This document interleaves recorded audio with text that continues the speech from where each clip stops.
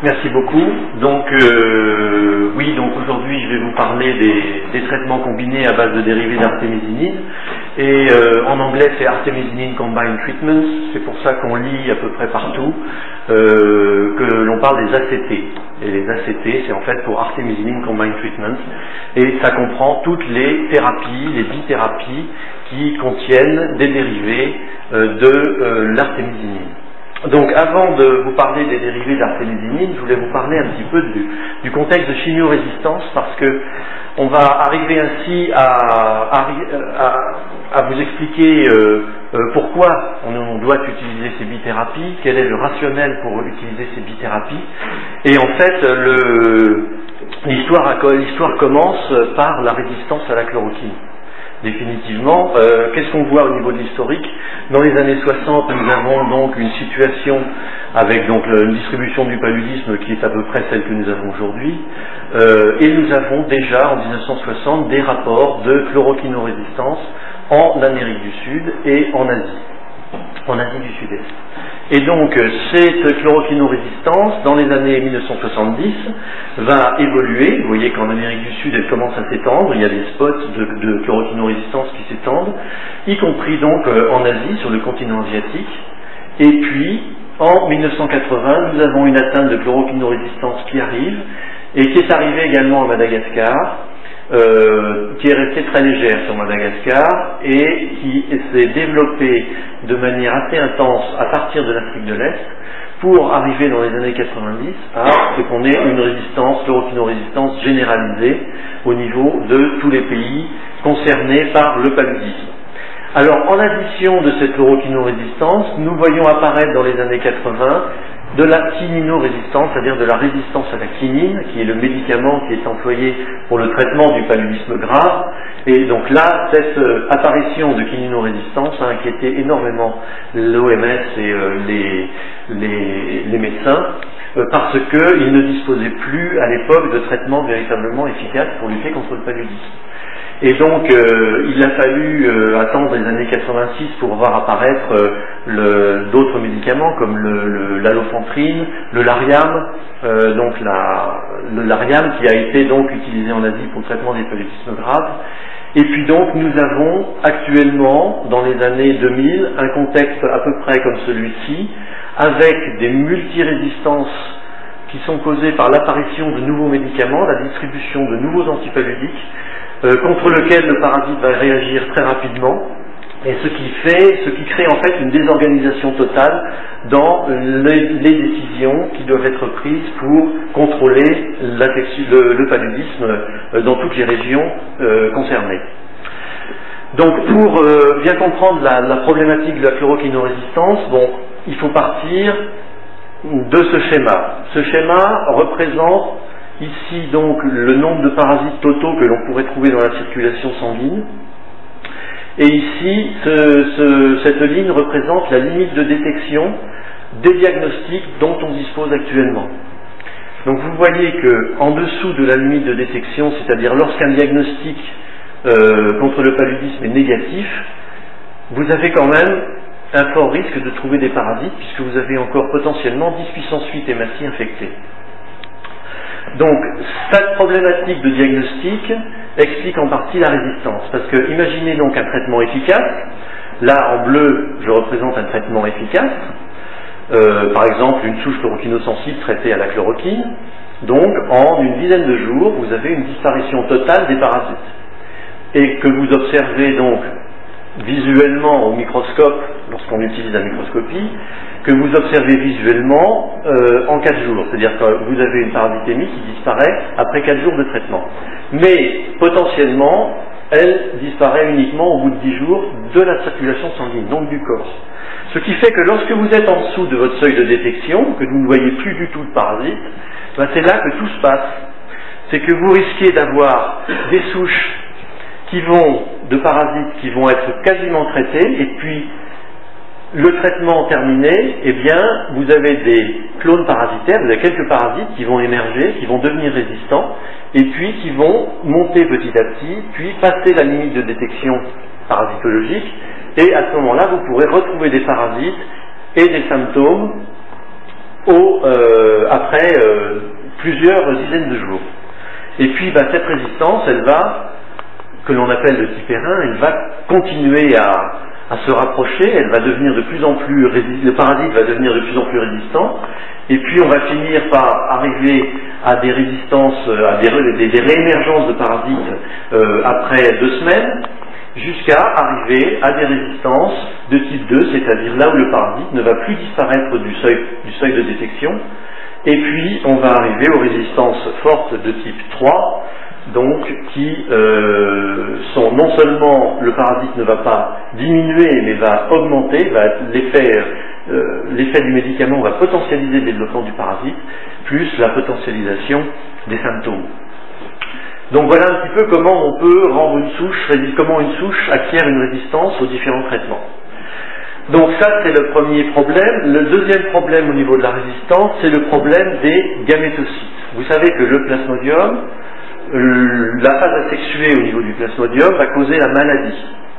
Et puis lorsque cette maladie est très importante ou que l'individu va mourir, ou alors que le parasite est traité par un médicament qui n'est pas très efficace, et bien à ce moment-là vous avez des gamétocytes qui vont se développer et qui vont rester dans la circulation et qui vont échapper totalement à l'efficacité thérapeutique, à l'effet thérapeutique, et qui sont responsables, ces gamétocytes, de la transmission de la résistance.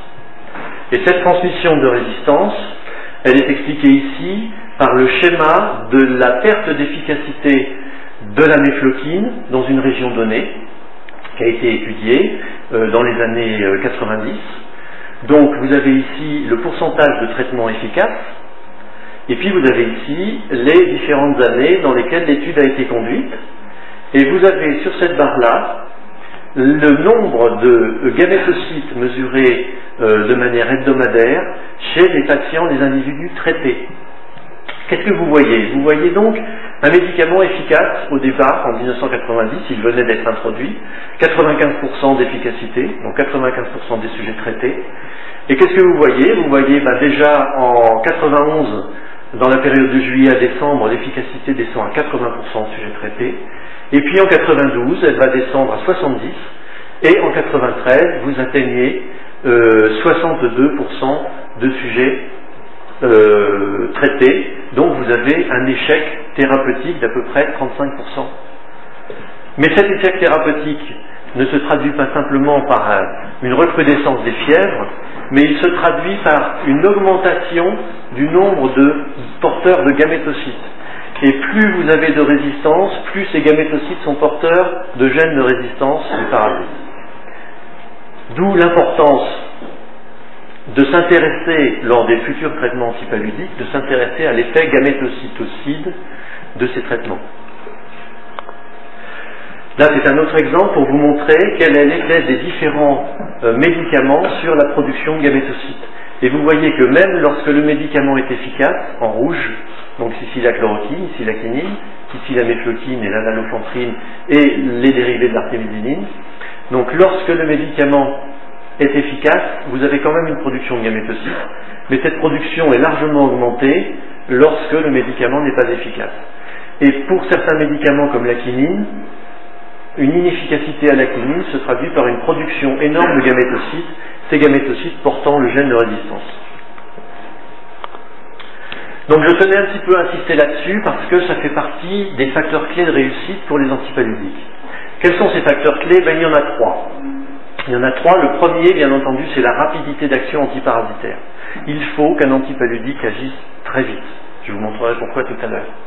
Le deuxième, c'est il faut une action sur plusieurs stades parasitaires, et là, il nous faut impérativement une action gamétocytocide pour prévenir la transmission. Et en 3, il faut une rapidité d'élimination du principe et des métabolites actifs. Il ne faut pas que le médicament, l'antipaludique, reste trop longtemps dans la circulation, parce que s'il reste trop longtemps, il va générer des souches qui vont devenir résistantes en s'habituant à un milieu contenant de l'antipaludique. En ce qui concerne donc la rapidité d'action, vous avez donc ici différents exemples qui ont été pris.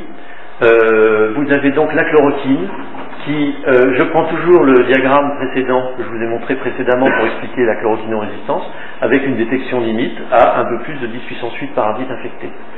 Donc la chloroquine met à peu près plus de 3 semaines avant d'éliminer tous les parasites. Et au contraire, les artémisinines mettent moins d'une semaine avant que tous les parasites ne soient éliminés de la circulation. Donc tout ceci est calculé empiriquement à partir des observations microscopiques que l'on a pu faire dans les études cliniques concernant ces différents antipaludiques, la chloroquine, la méfloquine, la quinine et l'artémisinine. Qu'est-ce qu'on remarque? En relation avec la chloroquinorésistance, la chloroquinorésistance, elle s'est développée pour la chloroquine très rapidement. Pour la méfloquinorésistance, s'est développée très rapidement également, alors que la méfloquine est un analogue de la quinine. Et pour la quinine, on a eu, par contre, curieusement, un développement relativement lent, qui peut s'expliquer en partie par la clairance parasitaire assez rapide. Et pour les artémisinines, on a une résistance très faible, qui est peut-être encore due à son utilisation qui n'est pas généralisée encore, mais nous verrons ce que ça donnera dans le futur. L'autre point, c'est agir sur plusieurs stades parasitaires. Je vous parlais des gamétocytes, donc il faut que le médicament agisse sur les gamétocytes. Là, je vous ai montré un petit peu un diagramme qui vous montre l'activité de 3 antipaludiques, la chloroquine, la quinine et le Kingaoshu, c'est artémisinine et ses dérivés. Ici, vous avez les différents stades asexués qui sont responsables de la pathogénicité du paludisme. Donc, vous voyez que la courbe de pathogénicité est ici, et cette courbe est liée à la maturation du parasite au niveau des globules rouges et à l'éclatement du schizonte. Et c'est au moment de cet éclatement du schizonte que nous avons le pic de fièvre. Donc, où agit la chloroquine au niveau de ces parasites? La chloroquine va tuer les jeunes parasites et les schizontes, mais non les schizontes matures, les schizontes immatures. Par contre, la quinine, elle, va plutôt tuer les schizontes matures, d'où sa rapidité d'action, elle agit beaucoup plus vite que la chloroquine, puisque les schizontes matures n'étant pas touchés par la chloroquine, ils ont le temps d'éclater et de réinfecter des nouveaux globules rouges. Et vous avez ici l'artémisinine et ses dérivés, qui a une action complète sur tous les stades asexués sanguins, et qui donc, lorsqu'elle est administrée, va tuer tous les stades sanguins, quel que soit leur état. D'où l'importance donc de ces médicaments qui ont un spectre d'activité très large, y compris donc le Kingaoshu dans ces exemples-là est le seul à avoir une efficacité contre les gamétocytes. Le troisième point dont je parlais, c'était une clairance rapide. Effectivement, je prends des exemples sur les demi-vies, alors la concentration plasmatique de différents antipaludiques, la méfloquine, la chloroquine, la pyrimétamine, qui est un des composants du fanzidar. Fanzidar, c'est de la pyrimétamine sulfadoxine, la quinine et les artémisinines.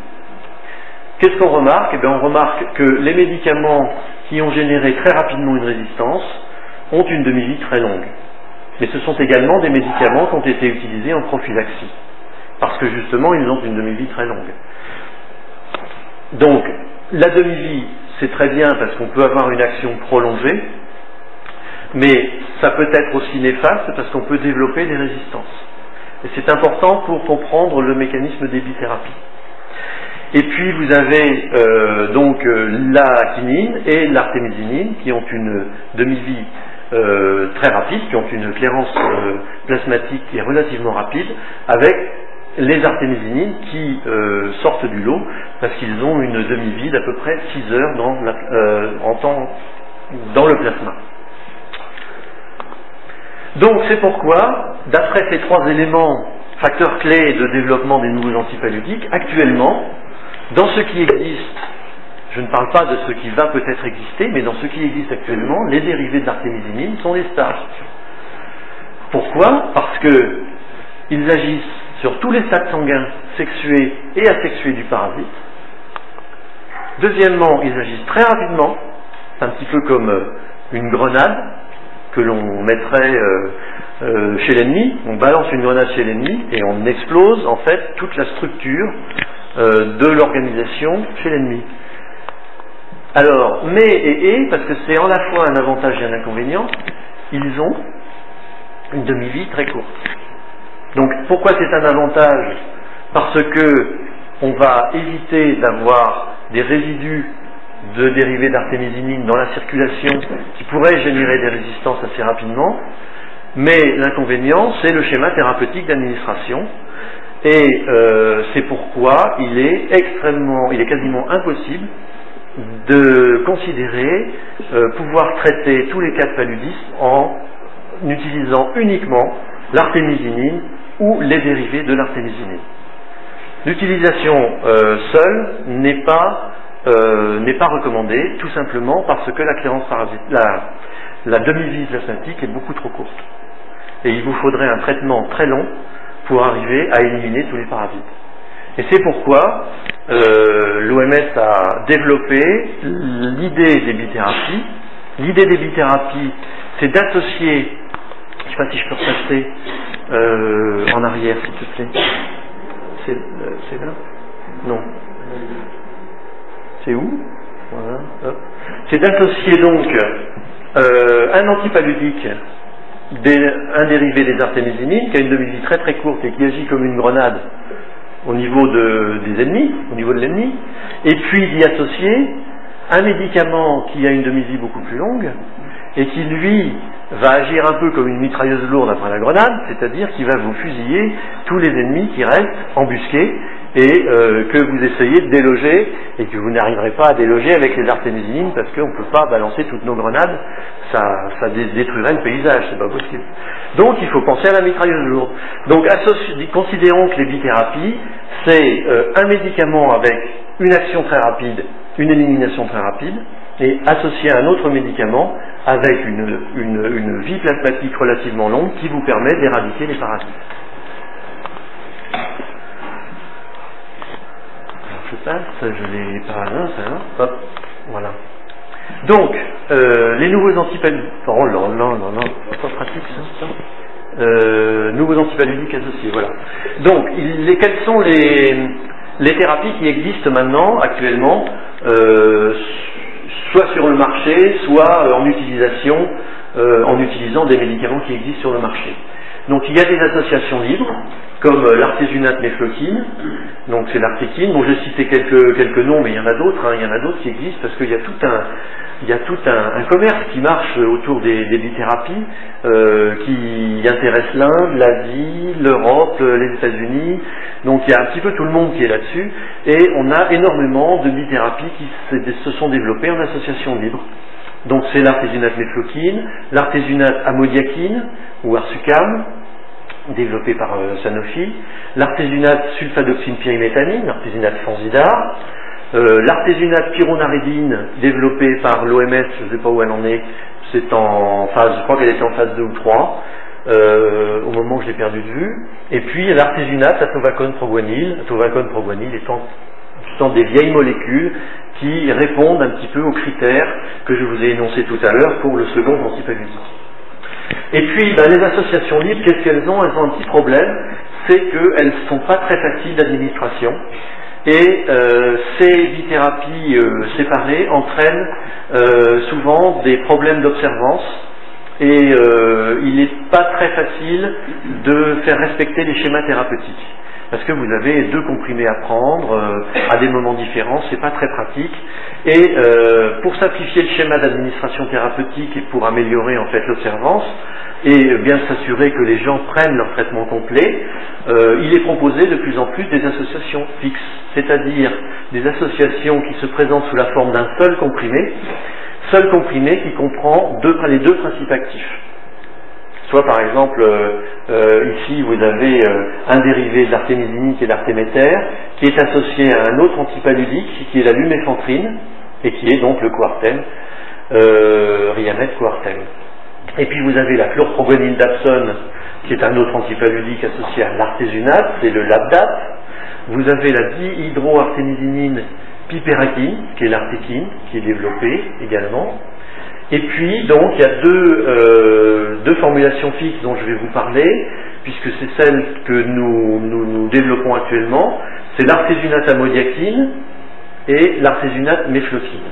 Donc, je vous parlerai surtout de l'artésunate amodiaquine parce que Nous avons participé dans le cadre de Tropival à son développement et l'artésunate mefloquine est également incluse dans le projet international que je vais vous présenter maintenant.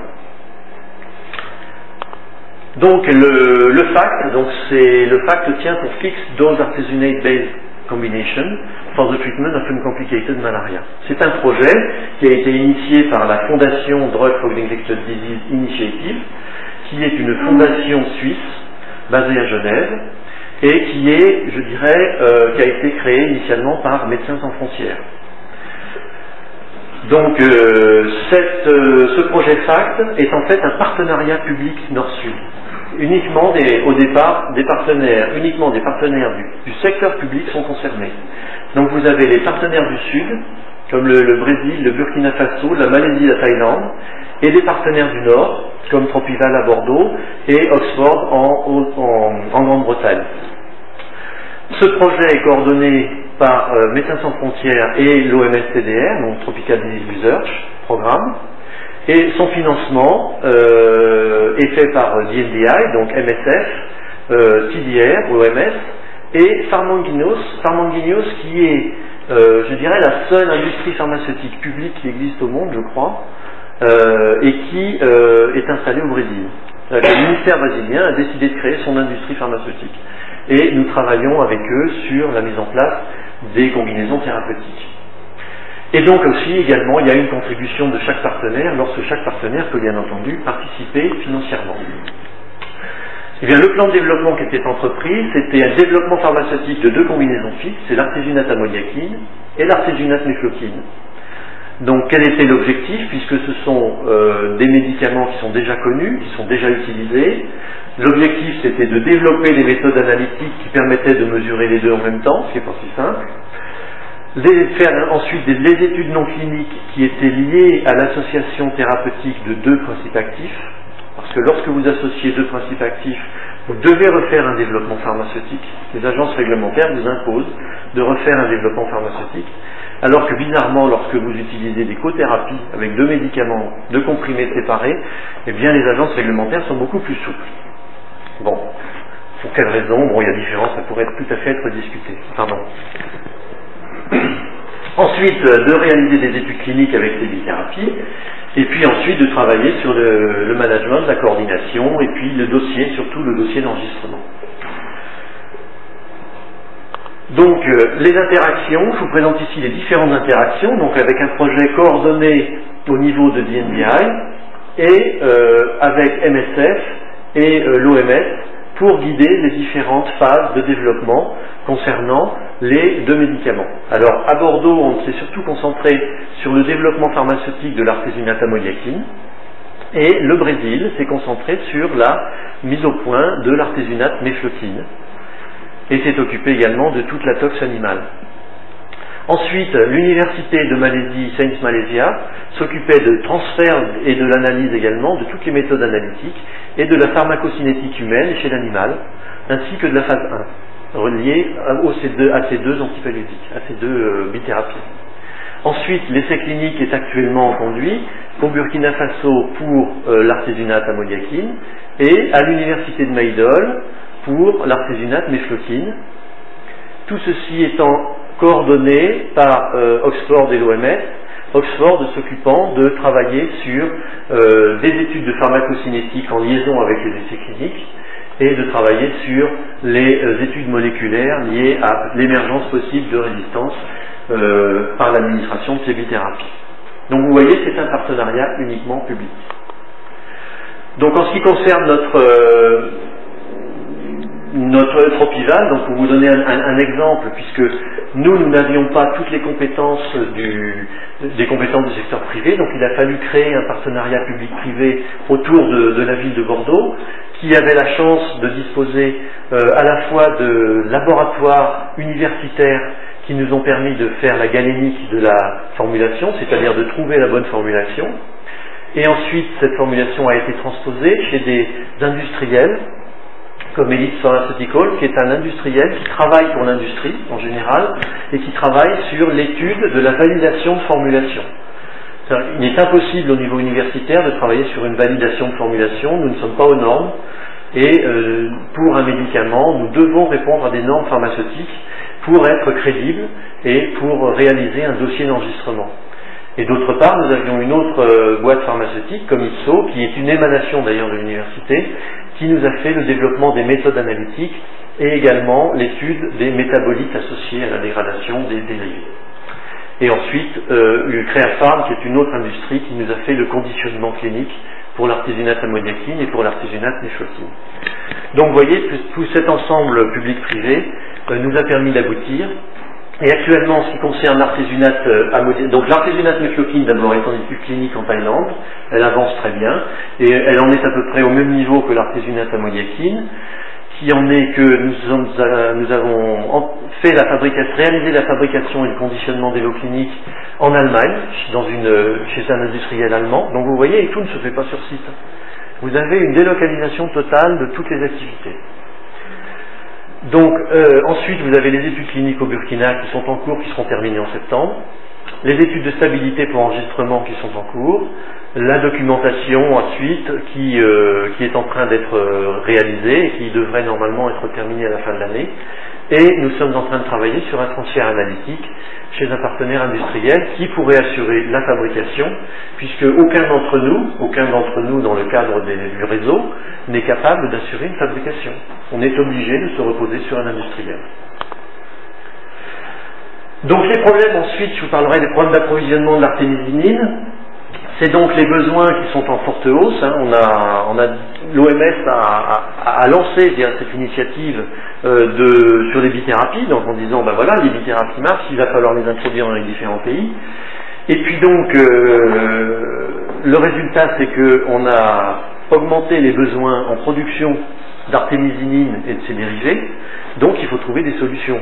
Il faut multiplier les sites de production, d'abord les sites de culture de la plante, et multiplier les sites de production. Ensuite, il faut disposer de produits de qualité pharmaceutique dans tous les pays, généralement fabriqués par différents partenaires, parce que tous les partenaires industriels vont être concernés, et il y en a pas mal. Et puis surtout, obtenir des prix qui soient compatibles avec les marchés et avec les populations qui en ont plus besoin, qui sont les populations les plus pauvres en général, puisque le paludisme est surtout une maladie rurale, plus qu'une maladie au niveau des villes. Et là, je vais laisser la parole à Jacques Killois, qui est un consultant de l'OTC, qui est venu à Madagascar avec son collègue et néanmoins ami, qui est là. Donc il va vous expliquer ce qu'il est venu faire et vous parler un petit peu de la problématique de la production et de l'approvisionnement en artémisinine, principalement en artémisinine pour commencer. Je te laisse le micro. Oui. Tu dis pas de gros mots, hein? Je vais essayer. On verra. Bonsoir à toutes et tous. Alors, bon, dans la production des ACT, on distingue 4 phases. D'une part, la culture. Ensuite, un problème d'extraction végétale, une phase d'hémisynthèse dont on parlera un peu, et la mise en forme galénique. Et les 4 phases se situent dans des périmètres différents. Donc on va développer chacun de ces points. En ce qui concerne la culture de l'artémisia, il faut d'une part disposer de graines, et pour l'instant les graines sont très faciles à obtenir dans la nature, celles que l'on a, mais si on veut avoir des graines à forte teneur en artémisinine, il y a un gros travail qui est encore à faire, qui est fait par quelques sociétés pour l'instant, mais qui ne produisent pas des quantités abondantes, et donc les plantes que l'on cultive actuellement n'ont pas une teneur je dirais très satisfaisante si on veut atteindre des objectifs de production en quantité et surtout de prix de revient. Les teneurs actuelles c'est toujours difficile. La Chine, par exemple, fait de la cueillette sauvage avec des plantes qui ont une teneur que l'on situe autour de 0,6%. Les meilleures graines que j'ai rencontrées sont élaborées par une société suisse qui fait de la manipulation génétique et qui fait un gros travail, mais qui produit des petites quantités et la teneur se situerait autour de 1,4%. Donc vous voyez qu'entre 0,6 et 1,4, on a un écart énorme pour la même quantité de graines et la même surface de plantation. Bon, il faut gérer la production de ces graines. Pour vous donner une idée de la graine, 1 gramme de graines d'artémisia contient 12 000 graines élémentaires. Donc ce sont des graines microscopiques que l'on ne peut pas facilement semer dans un champ parce que la moindre pluie, le moindre coup de vent, et on en perd une grande partie. Donc pour des graines à forte valeur de départ, il y a tout un problème de passer par une petite pépinière où on va les planter dans des petits bacs et puis faire de la transplantation et les cultiver. Il faut regarder la nature des sols et organiser des plantations, donc trouver des surfaces chez les paysans, dans ces zones-là, organiser les conditions de récolte et de séchage, et ça c'est un des points industriellement, quand on veut faire des surfaces importantes, qui est non négligeable, et surtout on obtient des quantités de matériaux ou de matériel végétal important à l'hectare et qu'il faut pouvoir stocker et transporter, ce qui augmente les coûts. Donc on arrive à la deuxième phase qui est l'extraction végétale, et si on veut avoir du produit dans une rentabilité intéressante, il faut avoir une unité d'extraction végétale au plus près des zones de culture, au plus près, parce que globalement, on va donner quelques chiffres. 1 hectare d'artémisia va donner 30 tonnes de matériaux humides, qui correspond en gros à 7 à 8 tonnes de feuilles humides, qui après séchage va donner 2 tonnes ou 2 tonnes 5 de feuilles sèches. Mais si on doit transporter 30 tonnes de matériel humide, on obtient à la fin quelques kilos d'artémisinine. Donc c'est un des gros problèmes de coût qu'il faut régler. D'où l'unité d'extraction végétale au plus proche. 2 procédés sont connus et discutés actuellement. Il y en a un qui est à base de solvants organiques, et l'autre dont on parle mais que nous n'avons encore jamais rencontré au niveau industriel dans l'artémisia, qui est le CO2 supercritique. Tous les producteurs actuels d'artémisia utilisent le procédé par solvant organique. Nous n'avons encore rencontré personne sur le CO2. Il y a des essais, il y a des tentatives, mais les gens n'y croient pas beaucoup. Donc les problèmes des unités d'extraction, il faut déterminer les endroits où on va les mettre, disposer des solvants, disposer des utilités, étudier la taille en fonction des zones de récolte et déterminer une rentabilité de l'installation, la rentabilité ne pouvant se justifier bien souvent que par l'utilisation d'autres plantes à extraire. Parce que la culture de l'artémisia, c'est une culture annuelle et qui se fait sur la récolte sur une période très courte. Il faut que l'extraction soit rapide. La période d'extraction ne doit pas dépasser 4 à 5 mois après la récolte, si on veut avoir encore une teneur élevée. D'où une unité qui est 7 mois inoccupée. Si on veut diminuer les coûts, il faut trouver de l'économie, donc faire autre chose dans l'unité. Sur la partie chimie et synthèse, je ne m'étendrai pas, mais s'il y a des questions, mon collègue qui est un expert dans ce domaine-là répondra.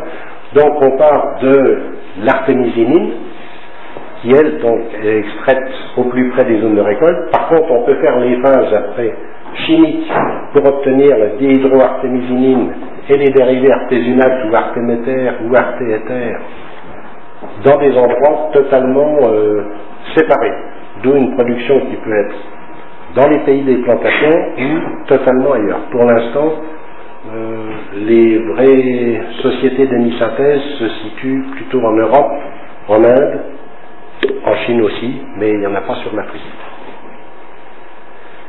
Et il faut déterminer quels sont les dérivés que l'on veut envisager sur un projet.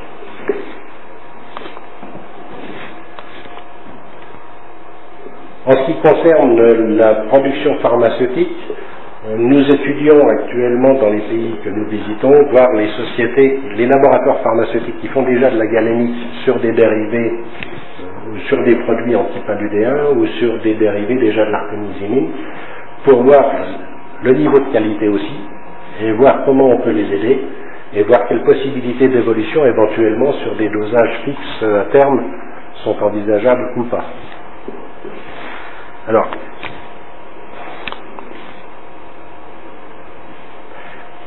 si on veut reparler un peu des besoins, les questions qui y sont à se poser, mais je pense que tu reviendras sur le sujet.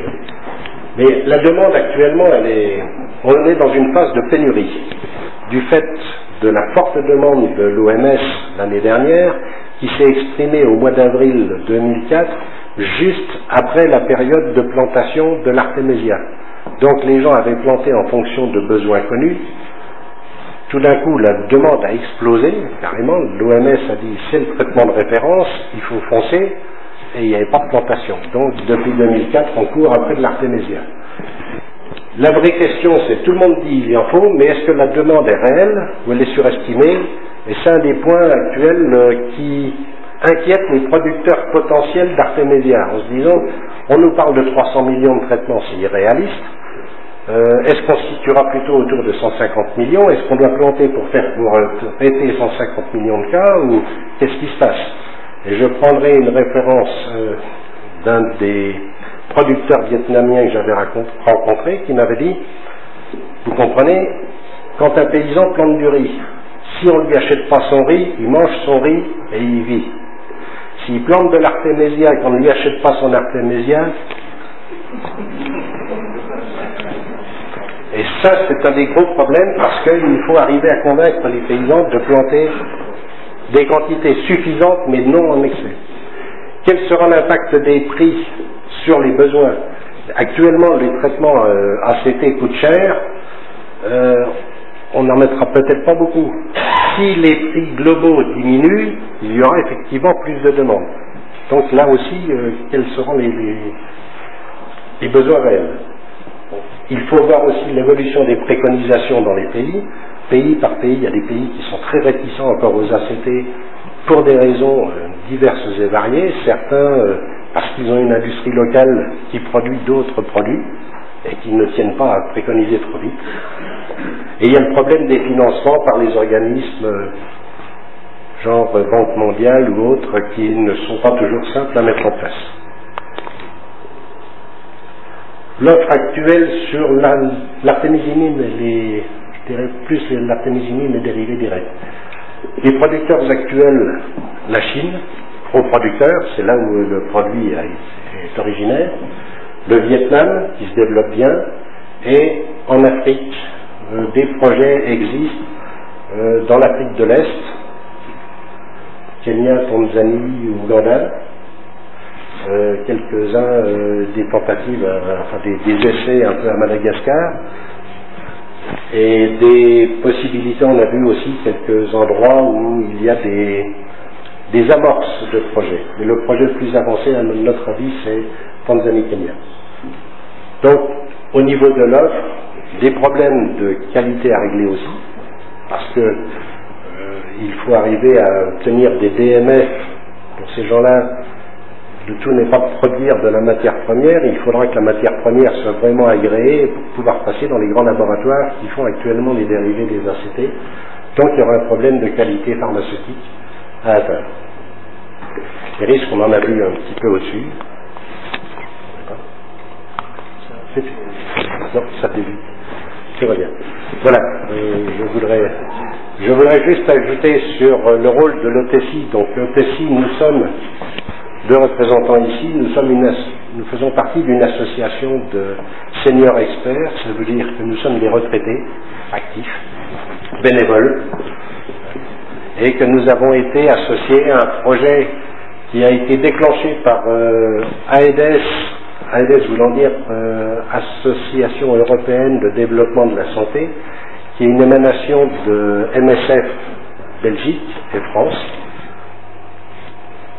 qui a déposé un projet et obtenu le financement de l'Union européenne, avec OTCI étant désigné comme l'opérateur sur le terrain pour donc toutes les actions à mener. Notre rôle consiste à faire l'inventaire complet de tous les projets actuels sur l'artémisia et les productions d'artémisinine, donc nous nous promenons beaucoup, de sélectionner les projets les plus, je dirais, les plus immédiats, ceux qui donneront le plus vite et qui sont les plus intéressants, avec un objectif donc d'aider les gens, dans la mesure de nos possibilités, à produire le plus rapidement possible, donc pour avoir des quantités sur le marché en artémisia et en artémisinine le plus rapidement possible, en diminuant le coût dans toute la mesure du possible. Voilà. S'il y a des questions. On pourra peut-être poser des questions après. À la fin. Pardon. Ah ben oui, il faut jouer des personnes. Merci beaucoup. Oui, donc vous avez vu un petit peu la complexité de la chose, c'est pas simple, hein, ça fait intervenir tous les circuits, qu'ils soient pharmaceutiques, économiques, et toutes les structures en fait qui existent dans chaque pays et qui sont spécifiques à chaque pays. Donc il y a beaucoup de travail à faire et c'est vraiment quelque chose qui doit être fait impérativement pour qu'on puisse y voir quelque chose. On parlait tout à l'heure du nombre réel de patients à traiter. Il est vrai qu'on annonce le chiffre de 350 millions de personnes. Bien entendu, ce chiffre tient compte du nombre de patients atteints par le paludisme chaque année, mais je crois qu'il ne tient pas compte de l'état des structures sanitaires pour les populations les plus négligées, je dirais celles qui ne disposent pas de structures sanitaires et qui ne verront jamais de toute manière les ACT en temps de comprimé. Donc je crois que 350 millions c'est un chiffre qui indique un état du paludisme dans le monde, mais qui au niveau des producteurs de matières premières, donc de gens qui vont vivre un petit peu de la production d'artémisinine, ils ne voient pas en cela un chiffre réel qui va leur permettre d'être sûrs de distribuer tous leurs produits, toute leur production. Donc économiquement le chiffre devrait peut-être être revu en fonction de la qualité des services apportés aux populations les plus négligées, les plus pauvres. Donc. Je termine cet exposé pour vous parler un petit peu de ce qu'on fait en termes de pharmacovigilance. C'est bien, pharmacovigilance c'est d'introduction, c'est-à-dire que c'est bien joli de développer un nouveau médicament, mais il y a toute une phase d'introduction que les industriels connaissent bien parce qu'ils sont tout à fait équipés pour cela. Ils ont des visiteurs médicaux, ils ont tout un potentiel commercial qui est mis en place pour l'introduction d'un nouveau médicament. Mais il y a aussi, dans le cas des médicaments contre les maladies les plus négligées, il y a aussi une obligation d'étudier quelle va être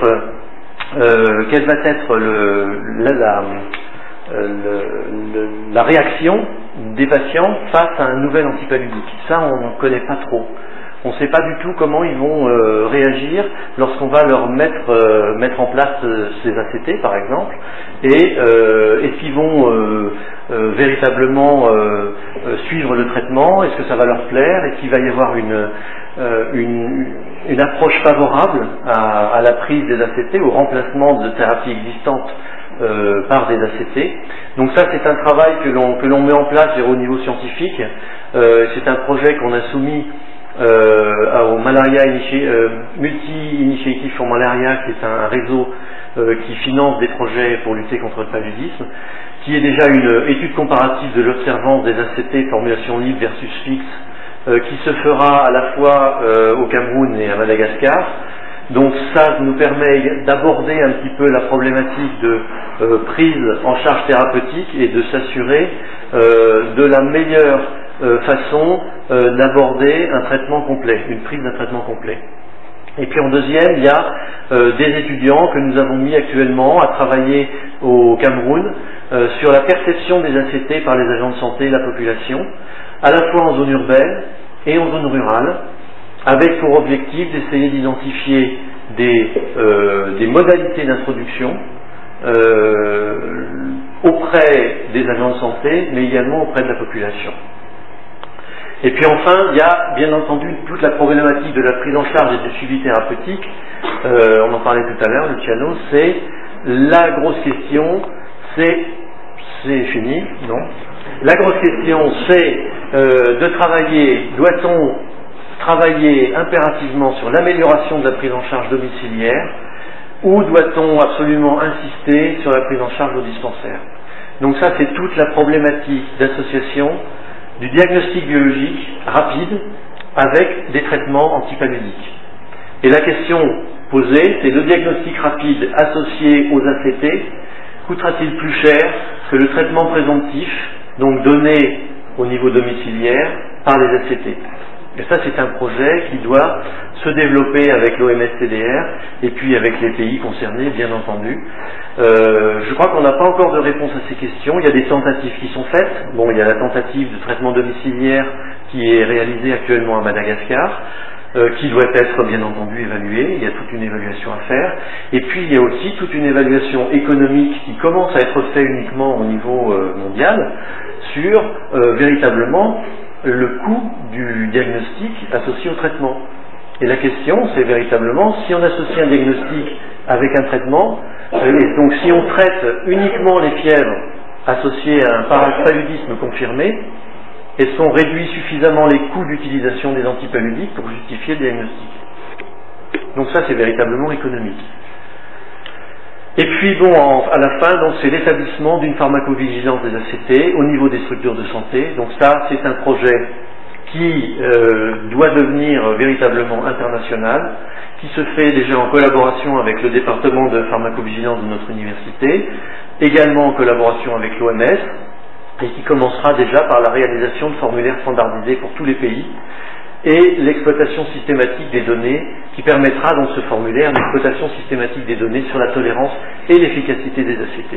Parce qu'il ne s'agit pas d'introduire un médicament, mais il faut aussi évaluer à la fois son efficacité sur le terrain et surveiller également l'apparition des résistances qui pourraient être associées à ce médicament. Voilà, j'en ai terminé. Je crois que je vous ai fait un petit éventail en 1 heure, alors qu'il aurait fallu beaucoup plus de temps. Donc il y a certainement des points qui sont restés un peu obscurs, mais je suis prêt à répondre à vos questions. Et également